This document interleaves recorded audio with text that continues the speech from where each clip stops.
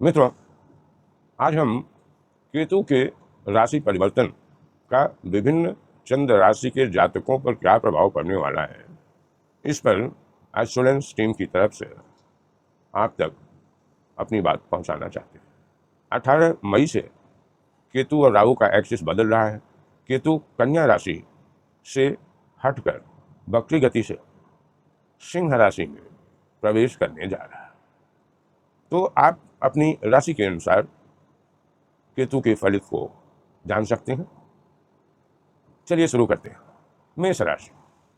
मेष राशि शुरू के 1 डिग्री से 0 डिग्री से 30 डिग्री तक का होता है।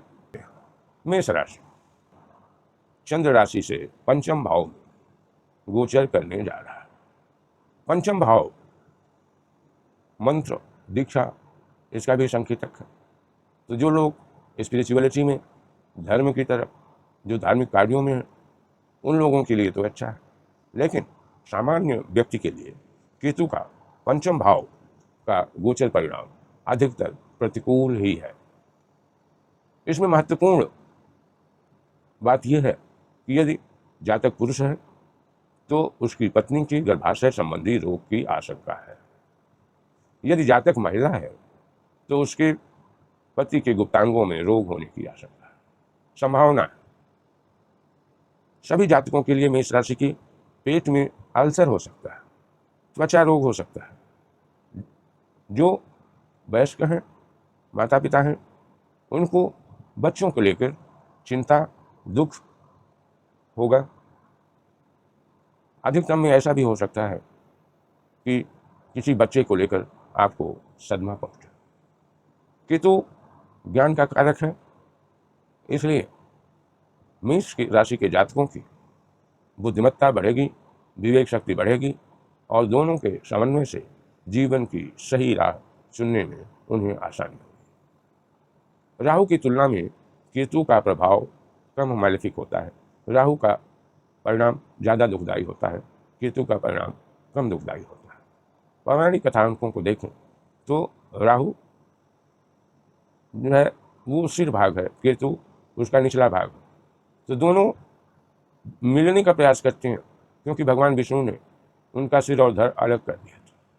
तो राहु जहाँ भोग कारक है, वो पृथ्वी से जुड़ाव चाहता है, वो नीचे आकर केतु से मिलना चाहता है।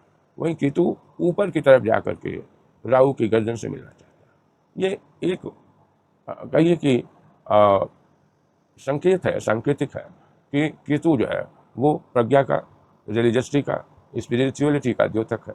लेकिन स्वभाव चूँकि मंगल जैसा है, इसलिए बच्चों को लेकर के परेशानी होगी, पेट संबंधी रोग को लेकर परेशानी होगी।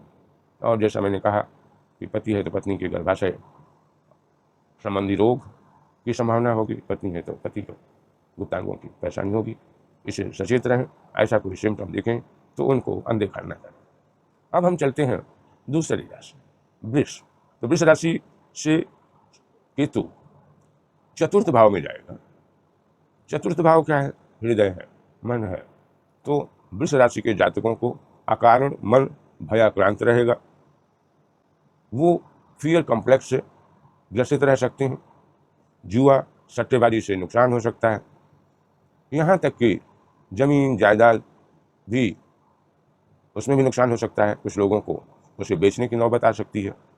और एक बहुत ज़रूरी बात है कि ऐसे वृष राशि के जातकों को, क्योंकि चतुर्थ भाव वाहन भाव का भी कारक है और मंगलवत केतु के अनुसार जब चतुर्थ भाव में केतु गोचर कर रहा है वृष राशि के लोगों को, उनको वाहन से दुर्घटना का योग है, उसकी संभावना है। इसलिए उन्हें वाहन चलाते हुए बहुत सावधानी बरतनी चाहिए। वाहन सड़क पार करते वक्त भी आप नहीं वाहन चला रहे हैं, दूसरा कोई वाहन चला रहा है, तो सड़क पार करते वक्त भी आपको सचेत रहना।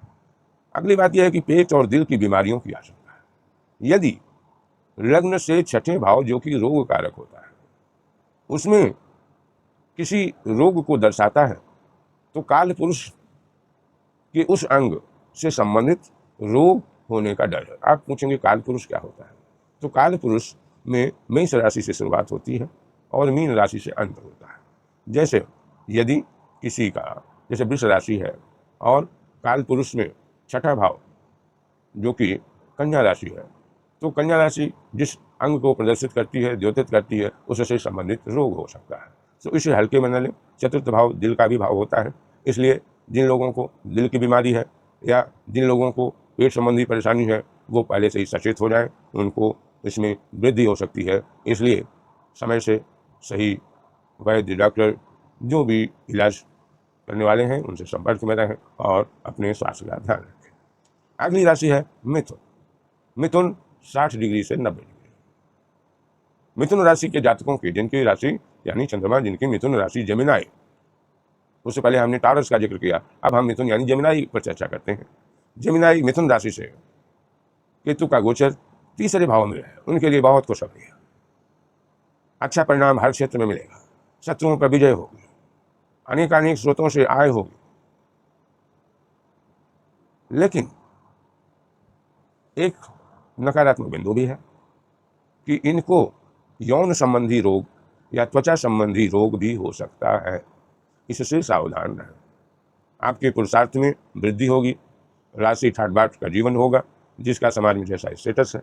कोई यदि पॉवर्टी लाइन के नीचे है तो पॉवर्टी लाइन से ऊपर उठेगा, मध्यम वर्ग है तो उससे ऊपर जाएगा, यानी और पर है तो उसे और भी जो है सुख सुविधाएँ प्राप्त होगी, उसके मान सम्मान में वृद्धि होगी। अब हम चलते हैं अगली राशि कर्क, कैंसर, जो 90 डिग्री से 120 डिग्री का परिधि आती है। उनके लिए केतु द्वितीय भाव में होगा। द्वितीय भाव केतु के लिए, केतु के गोचर के लिए कर्क राशि यानी जिसमें चंद्रमा, जिन जातकों के चंद्रमा कर्क राशि में है, कैंसर में है, उनको प्रतिकूल परिणाम मिलने की संभावना है। अधिकतर वो नेगेटिव चीज़ों के लिए तैयार रहें, क्योंकि उधर राहु भी 8वें रहेगा। तो कर्क लग्न वालों के लिए बहुत ही सावधान रहने की जरूरत है। आपको अकारण लोगों से बैर, एनमिटी, झगड़ा, विवाद करने से बचना चाहिए। यदि आप मेडिटेशन करें तो मानसिक चिंता आपकी कम हो सकती है, अन्यथा मानसिक चिंता, धन की कमी, घर में आवश्यक चीज़ों का भी अभाव आपको खलेगा। एक और महत्वपूर्ण बात कि आप ऐसे जातकों को जीभ के नीचे रोग होने की संभावना है। यदि लग्न से 6वें भाव रोग भाव में ऐसे संकेत हैं तो उनको माउथ कैंसर, जीभ का कैंसर भी हो सकता है। इसलिए समय रहते उसका ख्याल रखें, उसकी जांच करवाते रहें। अब आप पूछेंगे कि जो प्रतिकूल फल मिल रहे हैं उनके लिए हम क्या करें? तो दवा के बाद दुआ।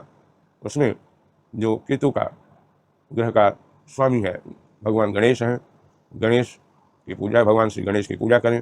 ओम गंग गणपतये नमः की एक माला रोज जाप करें।